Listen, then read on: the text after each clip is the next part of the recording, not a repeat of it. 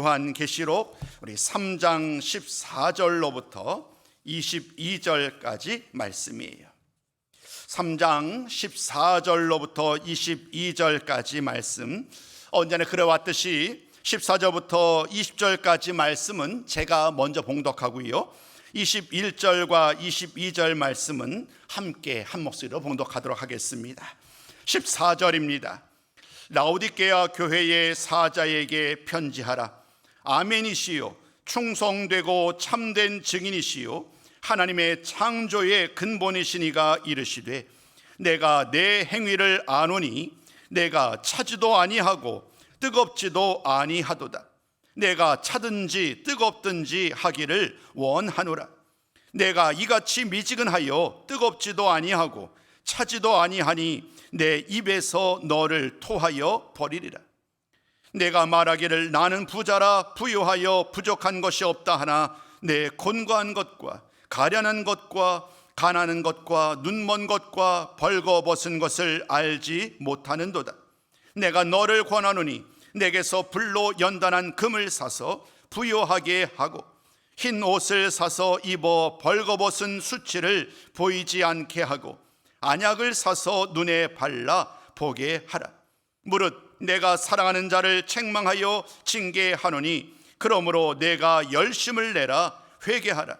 볼지어다 내가 문 밖에 서서 두드리노니 누구든지 내 음성을 듣고 문을 열면 내가 그에게로 들어가 그와 더불어 먹고 그는 나와 더불어 먹으리라. 우리 함께 봉독합니다. 시작.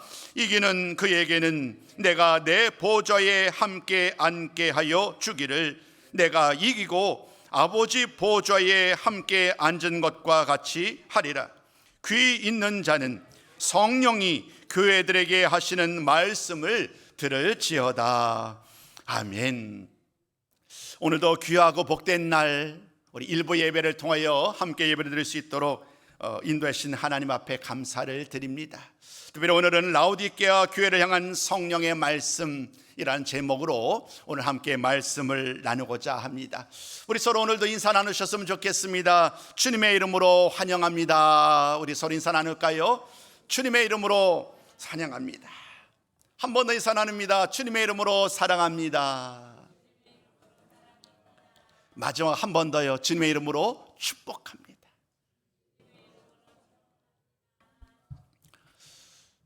어떻게 편안하게 하루를 맞이하셨는지 모르겠어요. 저는 더위를 많이 탑니다. 그러다 보니까 갑작스럽게 이제 장마가 끝나서 좋은 것 같은데 갑자기 이제 무더위가 폭염이 찾아오다 보니까 아무도 편안하게 잠을 아마도 주무시지 못하지 않으셨을까 싶기도 합니다. 그럼에도 불구하고 일부 예배, 또 아주 먼 거리에서 함께 오셔서 함께 예배 자리에 오신 여러분들을 환영합니다. 오늘은 지난 요한계시록 2장부터 3장 말씀을 통하여 우리 주님께서 소아시아의 7교회에 주셨던 그 편지의 말씀을 살펴보았는데, 오늘이 마지막 시간이에요. 7번째 시간, 참 시간이 빠르지요. 주님이 7평의 편지를 통해서 각각의 교회를 향하여 말씀을 전합니다. 주님 자신을 소개하고 칭찬의 말씀을 전하고 또 책망의 말씀을 전하면서 그들에게 굳건히 설 것을 다시 한번 마지막으로 권면하고 약속의 말씀으로 끝나는 이 모든 말씀들은 사실 2000년 전에 소아시아에 있는 교회에게 주셨던 말씀입니다마는 오늘을 살아가는 이 21세기를 살아가는 우리에게 주시는 말씀이기도 해요. 모든 말씀을 다 나눈 다음에 오늘 교회를 포함한 7교회를 향한 주님의 말씀을 다시 한번 요약하면서 설명을 드리고 그때에 우리들을 향해 다시 한번 다짐하고 결단하는 시간이 되었으면 좋겠다라는 생각을 하게 됩니다. 사랑하는 성도 여러분, 오늘 말씀을 드린 것처럼 오늘 우리는 마지막 시간, 7번째 시간에 라오디게아 교회에 대해서 주신 말씀을 나누고자 합니다. 라오디게아, 우리에게 참 낯설지요. 발음하기도 쉽지 않을 거예요. 라오디게아라는 이 도시는 그 당시 소아시아 7교회 중에서 가장 오른쪽에, 가장 남쪽에 위치했던 도시입니다. 이 도시는요, 남쪽에서 뭐라 그럴까요? 가장 번성한 도시, 가장 부유한 도시였어요. 한마디로 부족함 없이 떵떵거리며 살아가던 그러한 도시였어요. 모든 면에서 역사적으로 바라보니까요, 이 도시가 얼마나 번성하던 도시였는지, 행정과 사법과 금융의 중심지였다, 섬유 산업으로도 또 의과 대학도 그 당시 있었다고 그래요. 한마디로 아주 큰 도시로서의 역할을 감당했던 그곳이 바로 이 라오디게아라고 우리는 말씀을 나눌 수 있어요. 라오디게아에 있는 교회, 그 교회에 대한 언제 어떻게 시작되는지 우리는 알지 못해요. 그러나 한 가지 분명한 사실은 이 당시 주님이 이 말씀을 전할 때에 라오디게아에 있는 그 교회는 부흥과 기쁨으로 나아가는 교회가 아니었다는 거예요. 그 당시 이 교회는요, 침체되어 있었습니다. 이 교회가 어떤 모습으로 어떤 이유 때문인지 알지 못하지만 오늘 주님은 그들 스스로 깨닫지 못하는 것을 말씀을 통하여 일깨우는 거예요. 그들이 지금 정체되어 있고 그들이 지금 안주하고 있는 이유는 바로 이것 때문이다라는 말씀을 아주 명확하게 이야기를 하세요. 정작 그들이 자신을 몰라요. 내가 나를 잘할 것 같지만 사실 의외로 내가 나를 모르는 거예요. 오늘 이 라오디게아 교회도 마찬가지였어요. 이 교회가 그토록 아름다운 교회로 주님의 이름을 온전히 드러내야 하는데 어느 순간 그렇지 못한 상황으로 지속되어 왔고 정체된 상황 속에서 주님은 그들을 향하여, 그 교회를 향하여 말씀을 전합니다. 안타깝게도 이 교회를 향한 주님의 말씀은 칭찬을 찾아볼 수 없어요. 칭찬을 찾아볼 수 없고 그들을 향하여 책망의 말씀을 전하는데 이러한 책망의 말이에요. 무관심하고 자만과 열정 없음에 대해서 책망의 말씀을 전합니다. 그러나 여전히 주님은 그들을 사랑하기에 책망하시는 거지. 여전히 그들에게 희망이 있기에 책망을 하시는 거예요. 이 책망의 말씀을 통하여 주님이 라오디게아 교회에게 기대하는 것이 무엇인지, 그들에게 말씀을 따라 나아갈 때에 그들에게 주신 약속의 말씀이 무엇인지를 일깨우면서 다시금 그들을 권면하고 격려하고 그들을 이끌으시는 주님의 은혜와 사랑을 오늘 말씀을 통하여 만나게 됩니다. 라오디게아 교회, 그들을 향해 주시는 주님의 말씀을 하나씩 살펴보면서 우리 계속 은혜의 자리로 나아가고자 합니다. 첫 번째 말씀 우리 함께 같이 읽어보셨으면 좋겠습니다. 우리 책망의 말씀 함께 읽습니다. 시작. 내가 차지도 않고 뜨겁지도 않다. 이 말씀은 많이 들어보셨지요. 오늘 제가 나누는 이 설교, 이 말씀을 아마도 오랫동안 신앙생활 하시던 분들은 아마 손에 꼽을 수 없을 정도로 많이 들어보셨을 것 같아요. 차지도 않고 뜨겁지도 않다는 이 말씀, 이 말씀이 어떤 의미인가는 조금 후에 설명드리도록 하겠고요. 예수님이 모든 교회, 7교회를 향해서 변함없이 가장 먼저 하신 것은 뭐냐면 자신을 알려주는 일이었어요. 각각의 교회마다 그 교회에 마치 뭐랄까요, 모범답안처럼 그 교회에 가장 필요한 모습으로 자신을 알려주셨어요. 오늘 본문 말씀을 통하여서도 14절 말씀을 보면 주님이 자신을 이렇게 소개를 하십니다. 아멘이시요, 충성되고 참된 증인이시요, 하나님의 창조의 근본이신 분이다라고 말을 합니다. 자신을 주님이 소개하시는데 이 세 가지 이름이 등장하지요. 아멘, 충성되고 참된 증인, 하나님의 창조의 근본이 되시는 분. 이 세 가지 말씀을 통하여 우리는 주님이 어떤 분이신지, 특별히 라오디게아 교회에게 주님이 어떤 분으로 소개되기를 원하셨는지를 깨닫게 됩니다. 가장 첫 번째, 주님은 이렇게 말을 합니다. 예수님은 아멘이십니다. 우리 한번 같이 따라해 볼까요? 자, 시작. 예수님은 아멘이십니다. 아멘이다라는 말은 우리가 기도를 끝나고 공적인 기도를 끝마칠 때에 우리 모두 화답을 하잖아요. 아멘 하고요. 이 말은 한마디 이런 거예요. 기도한 대로 될 줄로 믿습니다. 기도한 대로 될 줄로 믿습니다. 그러합니다라는 동의의 표현이, 드린 기도가 온전히 될 줄로 믿고 드린 기도가 저 역시 동감합니다. 저 역시 동의합니다. 그렇게 될 줄로 믿습니다라고 화답하는 것이 바로 이 아멘이에요. 그런데 오늘 말씀에서 예수님께서 자신을 가리켜서 아멘이다 할 때에 여기에는 사실 한 가지 더 의미가 담겨 있어요. 이 아멘이라는 것은요, 또 다른 말로 얘기하면 진실하다. 근데 이것을 명사로 얘기하면 진리예요, 진리. 이사야서 말씀 한번 보면 찾아 읽지는 않겠습니다만은 이사야서 65장 16절 말씀 보면 하나님을 가리켜서 진리의 하나님이라고 말을 해요. 하나님이 진리의 하나님이시라는 거예요. 그런데 그 진리의 말씀 보면, 말씀 찾아보시면 거기에 일로 표시가 되어 있어서 그 일로 표시된 말씀을 찾아가 보면 진리라는 말씀을 아멘으로도 설명해요. 그러니까 하나님이 아멘이시라는 거예요. 아멘이신 하나님, 진리이신 하나님, 동일한 말이지요. 오늘 예수님은 그 아멘이신 하나님의 이름을 자신에게 대입하고 있어요.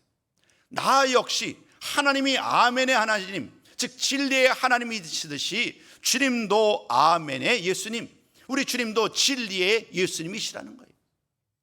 진리 되신 예수님은 우리가 잘 알고 있죠. 길이요 진리요 생명 되신 주의 말씀을 통하여 이미 잘 알고 있는데, 오늘도 주님은 자신을 가리켜서 아멘이다라고 말을 합니다. 즉 예수님이 하나님이시요 진리이시며 하나님의 모든 구원의 약속을 이루시는 분이 바로 예수님이시라는 거예요. 세 가지를 다 설명드린 다음에 이 이름의 의미를 다 취합해서 설명드린 것이 더 좋을 것 같으네요. 두 번째, 예수님은 이렇게 또 자신을 소개합니다. 예수님은 충성되고 참된 증인이시라고요. 충성되다, 참되다. 충성되다 말은요, 신실하다는 말이에요. 주님은요, 두 마음을 품 분이 아니라는 거예요. 오늘은 이렇고 내일은 저런 분이 아니라는 거예요. 교회를 향하여 오늘은 이런 말씀을 하시고 내일은 또 다른 말씀 하시는 분이 아니라는 거예요. 우리 사람들은 바뀔 수 있지요. 우리 사람들은요, 아침과 저녁에 생각이 바뀔 수가 있어요. 생각이 바뀌면 말도 달라지죠. 행동도 달라져요. 그토록 좋은 관계를 유지해왔던 그 관계가 한순간에도 무너질 수 있는 것이 우리 사람들의 모습이에요. 그러나 우리 주님은 신실하세요. 우리 주님은 언제나 영원토록 동일하세요. 참되세요. 거짓이 없이고 신실하신 분, 그분이 바로 우리 예수님이신 줄로 믿습니다. 우리 예수님이 그래서 충성되고 참된 증인이다라고 말씀을 전하죠. 세 번째, 주님은 또 자신을 가리켜서 이렇게 말을 합니다. 예수님은 하나님의 창조의 시작이 되신다. 이 말씀은 이런 의미겠지요. 하나님이 알파와 오메가 되신다고. 또 주님께서도 그 말씀을 그대로 받으셔서 주님이 자신을 가리켜서 얘기를 하죠. 알파와 오메가, 그리고 처음과 마지막이요 시작과 마침이 되는 분이다라고 주님은 자신을 소개하세요. 모든 하나님의 권세와 능력을 처음부터 끝까지 다 받고 누리고 그 모든 권세를 온 세상 가운데 드러낼 수 있는 분이 바로 예수님이시라는 거예요. 세상 그 무엇도, 세상 그 누구도, 세상 부귀와 영광과 그 모든 재물도 그들을 변화시킬 수 없어요. 그러나 오늘 주님께서는 자신의 이름을 아멘으로, 참되고 충성된 증인으로 하나님의 창조의 시작을 하신 분으로 소개하면서 오늘 주님은 모든 권세와 영광이 자기에게 있음을 보여주신 거예요. 가장 중요한 말씀이 뭘까요? 그러므로 오늘 주의 말씀을 들으라는 거예요. 다른 것에 마음 깨우지 말고, 다른 것을 의지하지 말고 오늘 능력의 주인공 되시는 예수님, 주님의 말씀을 잘 들으면 그들에게 또 다른 은혜와 복이 그들의 것임을 이 말씀을 통하여 일깨워 주셨어요. 자신을 이렇게 소개하신 다음에 주님은 안타깝게도 책망의 말, 칭찬의 말이 아닌 책임의 말씀을 전하기 시작합니다. 15절로부터 17절까지 말씀을 보면 주님은 이 교회를 향해서 책망의 말씀을 전하는데, 그 책망의 말씀은 다음 두 가지로 요약할 수 있습니다. 그 첫 번째가 뭐냐 하면 전심으로 헌신하지 않았다는 거예요. 라오디게아 교회가 전심으로 헌신하지 않았다. 더 명확하게 얘기하자면 이 말씀의 의미를 다른 말로 표현하면 이런 얘기예요. 무익한 교회였다는 거예요.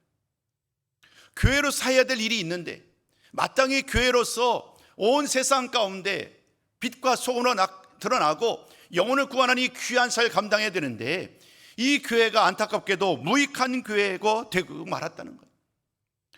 오늘 첫 번째 책망의 말씀을 전하면서 함께 이렇게 읽으셨어요. 내가 차지도 않고 뜨겁지도 않다. 이 말씀을 우리가 많이 들어오셨지요. 차갑지도 않고 뜨겁지도 않은 그 교회를 향하여서 주님이 이 말씀을 전하는 그 근본 이유는 무엇일까? 여러분은 어떻게 이 말씀을 이해하고 이제까지 들어오셨는지 모르겠어요. 사실 대부분의 경우 차지도 않고 뜨겁지도 않다는 이 말씀을 통하여 우리는 양자택일 속에서 뜨거운 교회가 되기를 원하는 것으로 우리는 주로 결론을 내려왔지요. 그러나 말씀을 바라보면 지금 이 교회의 문제는요, 차지도 않고 뜨겁지도 않은 거예요. 한마디로 그 중간에 어정쩡한 위치, 미지근한 상태에 머물러 있는 그런 모습을 지금 주님은 말씀하고 있는 거예요. 차라리 차든지 차라리 뜨겁든지 하라는 거예요.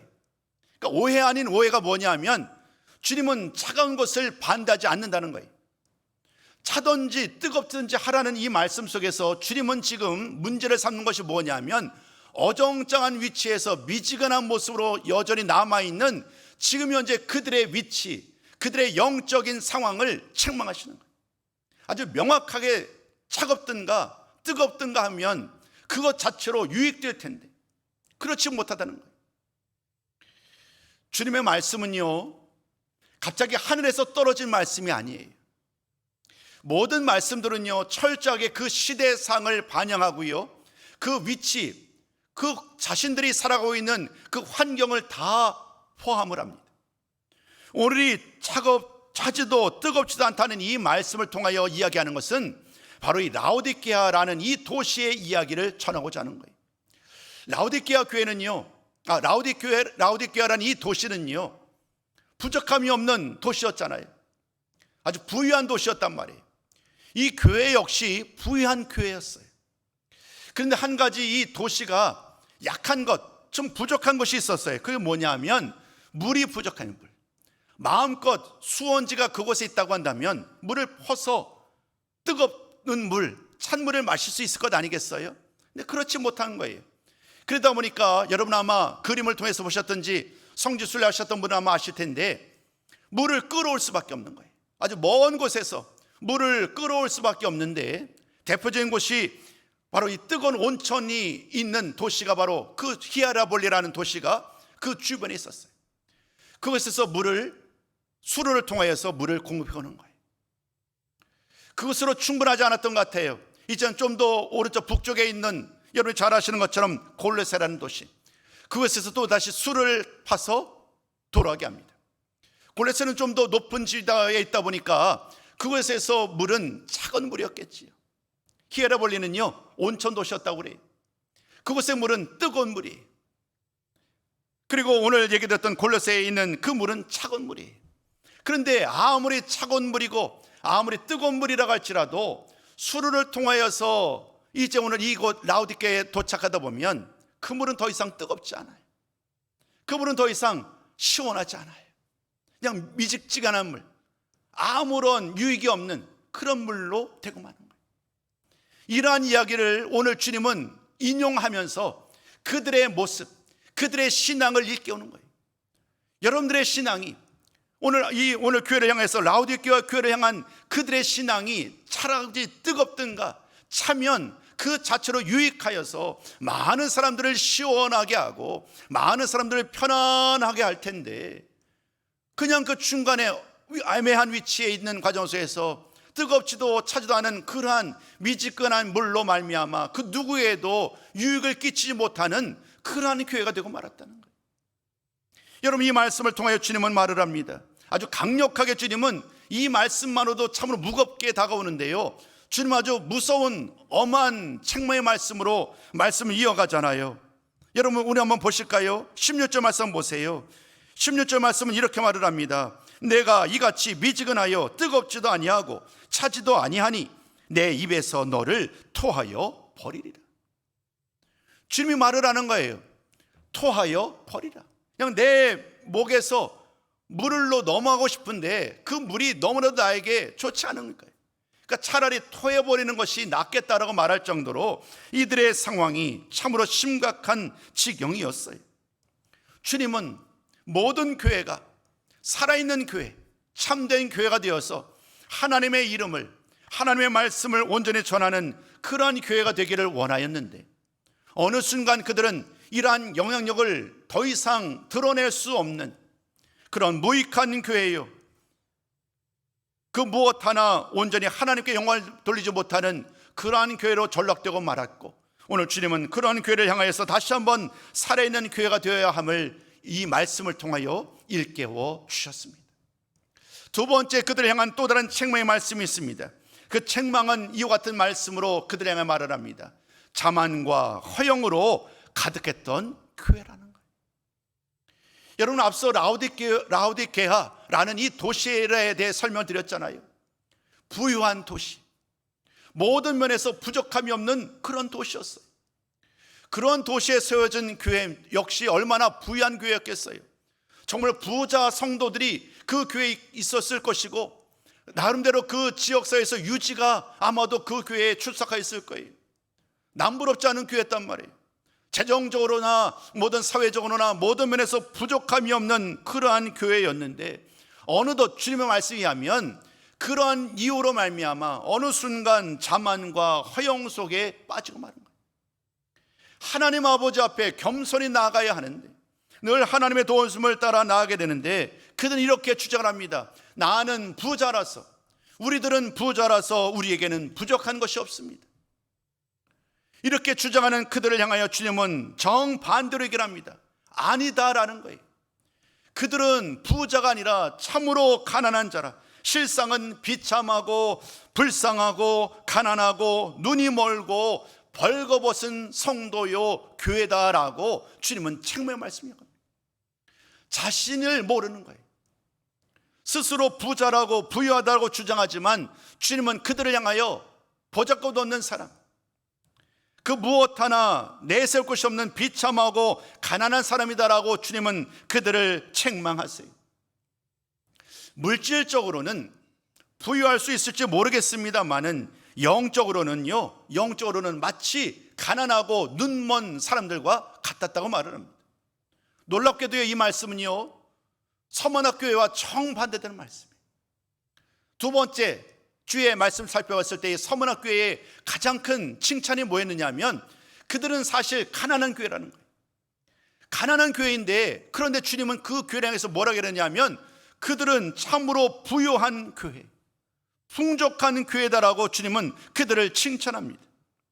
영적으로 부유한 교회였던 거죠. 물질적으로는 가난할지 모르겠지만 영적으로는 부유한 교회가 서문화 교회였는데, 오늘 이 라오디게아 교회는요 정반대예요.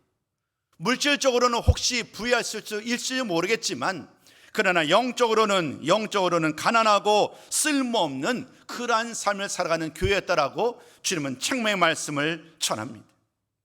책망의 말씀을 이어서 주님은 언제나 그렇듯이 이제 그들에게 또 다른 희망의 말씀으로 그들을 이끌어갑니다. 비록 그들이 책망의 말씀을 들었지만 그 교회를 향한 주님의 사랑은 변함이 없어요. 그들을 향해서 더 잘되고 더 온전한 교회, 하나님의 기뻐하시는 교회, 살아있는 교회가 되길 원하여 주님은 이제 그들에게 권면의 말씀을 이어갑니다.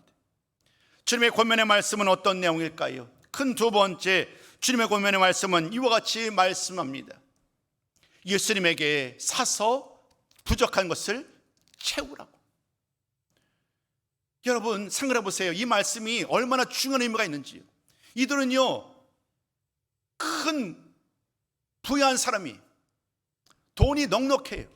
내가 원하는 것은요 어디선 살 수 있어요. 여러분 요즘에 인터넷, SNS 뭐 또 여러 가지 모든 상거래가 얼마나 잘 열려 있어요.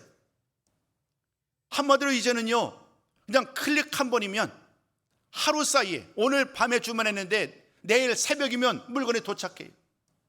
심지어 이제는요 우리 한국만이 아니라 전 세계 어디에서든 물건을 다 구입할 수 있어요. 돈만 있으면 무엇 하나 다 살 수 있는 그러한 시대를 살아가요. 어찌 보면 이 라오디게아라는 이 도시의 사람들도 아마 그러지 않았나 싶어요. 그런데 주님은 이렇게 말씀합니다. 다른 데서 사는 모든 것들은 이 모든 그들의 부족함, 그들의 모든 문제를 해결할 수 없다는 거예요. 오직 유일한 한 창구가 있다는 거예요. 그들이 온전히 회복되고 살아있는 교회가 되며 다시 한번 하나님께 영광을 돌리는 그러한 삶을 살려면 오로지 유일하게 이곳에서 물건을 사야 된다는 거예요. 그 물건을 사야 될 그 장소, 그 대상이 누구냐면 예수님이라는 거예요. 예수님에서 물건을 사야만, 예수님에서 무엇인가를 사야만 이 모든 문제가 해결받을 수 있다라고 주님은 말씀하세요.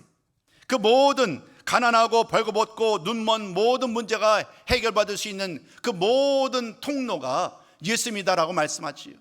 자, 그러면 예수님에게서 무엇을 사야 하느냐라고 주님은 또다시 세 가지로 말씀을 하세요. 우리 한번 그 하나하나의 말씀을 함께 좀 나눴으면 좋겠습니다. 그래서 우리 첫 번째 말씀을 같이 한번 읽어볼까요? 함께 있습니다. 시작. 불로 연단한 금을 사야 합니다. 금, 그들에게 금이 없겠어요? 부유한 장소, 부유한 교회인데 금을 사는 것 자체가 문제가 될 리가 없겠지요. 그럼 오늘 주님이 말씀하는 이 불로 연단한 금은 우리가 생각하는 이 금의 의미가 아니겠지요. 그럼 오늘 주님 말씀하시는 이 불로 연단한 금을 사라고 할 때에 무엇을 사야 되는가? 그 의미는 베드로전서 1장 7절 말씀을 우리가 살펴보면 답을 찾을 수 있어요. 우리 한번 계속해서 베드로전서 1장 7절을 먼저 나누고 설명드리도록 하겠습니다. 함께 했습니다. 시작. 너희 믿음의 확실함은 불로 연단하여도 없어질 금보다 더 귀하여 예수 그리스도께서 나타나실 때에 칭찬과 영광과 존귀를 얻게 할 것이니라. 지금 이렇게 말씀하는 거예요. 무엇을 사야 하느냐? 무엇을 붙잡아야 하느냐? 바로 예수님, 그 예수님을 믿는 이 믿음을 이 말로 얘기하면 사라는 거죠. 그런데 산다는 것은 사실 어울리는 말은 아니죠. 결국 믿음의 자리로 나오시라는 거예요. 세상의 물질과 부유함과 금과 은과 온갖 귀금속으로 자신의 삶을 채우지 말라는 거예요. 내 삶을 무엇으로 채우라고요? 믿음으로 채우라는 거예요. 믿음으로 채워야만 이제까지의 무익한 삶, 선한 영향을 끼치지 못했던 그런 모든 삶을 청산하고 온전히 주의 이름을 찬양할 수 있는 신실한 삶을 살 수 있다고 말씀합니다. 불로 연단한 금은 바로 믿음을 의미한다는 말씀이었고, 우리 모두 믿음으로 주 앞에 나와야 함을 일컫던 말씀이 첫 번째 말씀이었어요. 두 번째 주님의 말씀은 무엇입니까? 주님 이렇게 말씀합니다. 두 번째, 흰 옷을 사서 입어야 한다. 이전에 우리가 살펴볼 말씀은 지금 이들은요 벌거벗었어요. 비싼 옷을 입고 귀금속을 두르면서 떵떵거리며 살 줄 알았는데 주님의 말씀에 의하면 그들은요 벌거벗은 사람이에요. 이 세상 가운데 온갖 창피를 다 무릅쓰는 그런 보잘것없는 사람이라는 거예요. 그 벌거벗음은요 수치스러운 그들의 모습, 죄악된 그들의 모습을 그대로 보여주지요. 그런 그들, 벌거벗은 상태로 온갖 수치 속에서 살아가는 죄악된 행위를 일삼는 그들을 향하여 주님 앞에 나와 주님 이렇게 말합니다. 흰옷을 사서 입어라. 흰옷은 바로 성결함, 거룩함을 의미하지요. 주님 앞에 나와 주님을 믿음으로 나아갈 때에, 회개함으로 주 앞에 자신의 모든 죄를 자복할 때에 우리 주님께서 주님의 보혈로 말미암아 우리의 모든 죄를 사하시고 우리를 의의 옷으로 입혀주시잖아요. 오늘 이 흰옷을 입은다는 것은 결국 거룩한 옷, 주님께서 나에게 주시는 그 옷을 입으라는 거예요. 벌거벗은 채 온갖 죄악의 수치를 더 이상 당하지 말고 예수를 믿고 회개함으로 주 앞에 나와 주님 주시는 그 옷, 깨끗한 옷, 거룩한 옷을 입고 나아갈 때에 우리가 이 세상 가운데 하나님의 말씀을 따라 온전히 드러날 수 있지 않겠는가? 오늘도 주님은 이러한 권면의 말씀으로 그들을 다시 한번 이끌어 가십니다. 마지막 세 번째 주님 이렇게 또 말씀합니다. 안약을 사서 바르라. 안약을 사서 바르라. 이 말씀은 무엇을 전제로 하느냐 하면 그들은 지금 영적인 장님과 같다는 거예요. 눈은 있지만 그 도시가 큰 의과대학이 있다고 그랬잖아요. 안약과 모든 면에서 그 무엇 하나 부족함이 없겠어요. 근데 실상은 나의 육체의 눈은 볼 수 있을지 모르겠지만, 밝을 수 있을지 모르겠지만 영적으로는 눈먼 장님과 같다는 거예요. 그런 그들을 향해서 주님은 이 안약을 사서 바르라 라고 말합니다. 안약을 굳이 대입해 보자면 하나님의 말씀으로 이해할 수 있겠지요. 주의 말씀은 내 발의 등이요 내 길의 빛이니이다. 말씀이 나를 이끌어 가시잖아요. 말씀이 나의 눈을 밝히시잖아요. 결국 오늘 안약을 사서 바르라는 이 말씀은 하나님의 말씀, 그 말씀의 인도함을 따라 살 때에 우리가 이제까지 무익한 교회로 무익한 삶을 살아왔다고 한다면 이제 그 모든 삶을 청산하고 온전히 예수님을 통하여 다시 한번 영적인 고침을 받고 이 세상 가운데 하나님의 귀한 사역을 잘 감당하는 교회로 거듭날 수 있음을 일깨워 주셨어요. 사랑하는 성도 여러분, 오늘 이 모든 말씀을 통하여 주님은 그들이 스스로를 가리켜서 부유하다고 말했지만 그들은 사실 부족하고 연약한 사람임을 일깨우셨습니다. 그런 다음에 이제 마지막 가장 중요한 한 가지 사실, 이 모든 것을 다 청산하고 다시 한번 주님 앞에 이와 같은 은혜의 자리에 나갈 수 있는 그 비결 두 가지를 오늘 다시 한번 주님은 그들에게 강조하시지요. 그 말씀이 오늘 19절과 20절 말씀이에요. 19절과 20절 말씀을 통하여 주님이 강조하는 것은요, 두 가지예요. 첫 번째는 회개이고요, 두 번째는 믿음이에요. 회개함으로 라우디게아 교회를 이런 미직지근한 태도, 안일한 신앙에서 이제는 완전히 떠나라는 거예요. 지금 이대로 좋사오니라고 하면서 살아가는 이 모든 신앙의 모습을 구태의연한 생각을 다 벗어버리고 회개함으로 다시 한번 열심을 품고 주님을 섬기는 그 은혜의 자리로 그를 이끌어 가시겠다는 거예요. 그리고 그 일을 위해서 지금 주님이 그들을 찾아오셨어요. 오늘 이 말씀 20절 말씀 보시면 참 귀한 말씀이죠. 20절 말씀 제가 한번 읽어볼게요. 볼지어다 내가 문 밖에 서서 두드리노니 누구든지 내 음성을 듣고 문을 열면 내가 그에게로 들어가 그와 더불어 먹고 그는 나와 더불어 먹으리라. 오늘 이 말씀은요, 이 세상에서 예수를 믿지 않는 사람들을 향하여 주시는 말씀이 아니에요. 사실은 예수를 알지만, 예수를 믿었지만 여러 가지 이유로 주님과 친밀한 관계 속에서 영적으로 친밀한 교제를 나누지 못하는 성도들을 향하여 다시금 주님이 찾아오신 거예요. 그리고 그들의 마음을 녹하시는 거예요. 똑똑똑 문을 열라고, 문을 열어달라고. 그래야 주님이 들어가실 수 있으니까. 오늘 주님은 이 말씀을 통하여 문 앞에 서 계시고 문을 두드리고 계시니 그 문을 열고 주님을 맞이하시라는 거예요. 그럴 때 주님이 그로 더불어 그에게 들어가서 그로 더불어 먹고 마시며 그 잔치 자리를 마련하시고 잔치에 함께 참여하게 하신다는 거예요. 이런 모든 말씀을 전한 다음에 주님은 마지막 약속의 말씀으로 이렇게 말씀합니다. 주님의 보좌에 함께 앉을 것이다. 이것이 마지막 말씀이에요. 주님의 보좌에 함께 앉을 것이다. 우리 한번 이 말씀은요, 21절 말씀인데요, 오늘 21절 말씀을 표준 세번역 성경으로 제가 준비를 하였어요. 우리 한번 같이 한번 읽어봤으면 좋겠습니다. 함께 읽어요. 시작. 이기는 사람은 마치 내가 이긴 뒤에 내 아버지와 함께 아버지의 보좌에 앉은 것과 같이 나와 함께 내 보좌에 앉게 하여 주겠다. 하나님이 육신의 몸을 입으시고 이 세상에 오셔서 모든 색을 다 감당하시고 승천하셨죠. 하나님 보좌 우편에 앉아 계세요. 또 다른 곳에서는 서 계셔요. 두 가지 표현이 같이 있네요. 하나님께 영광의 자리에 우리 주님께서 다시금 함께 하셨다는 거예요. 오늘 주님은 이제 우리에게 물으셔요.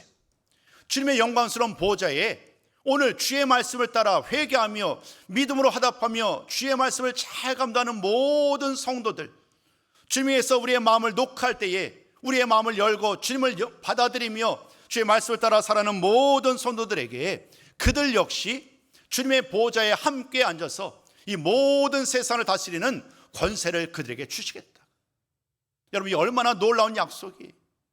우리는 이 세상에서 보잘것없는 그런 존재로 살아왔다고 여겨왔는데 오직 주님을 믿고 믿음으로 살았던 우리 모든 성도들을 하나님의 영광스러운 보좌에, 주님의 영광스러운 보좌에 우리를 더불어 함께 앉으셔서 이 모든 세상을 다스리도록 하시는 그 주님의 말씀을 오늘도 귀담아 듣는 우리 모두 성도가 되셨으면 좋겠습니다.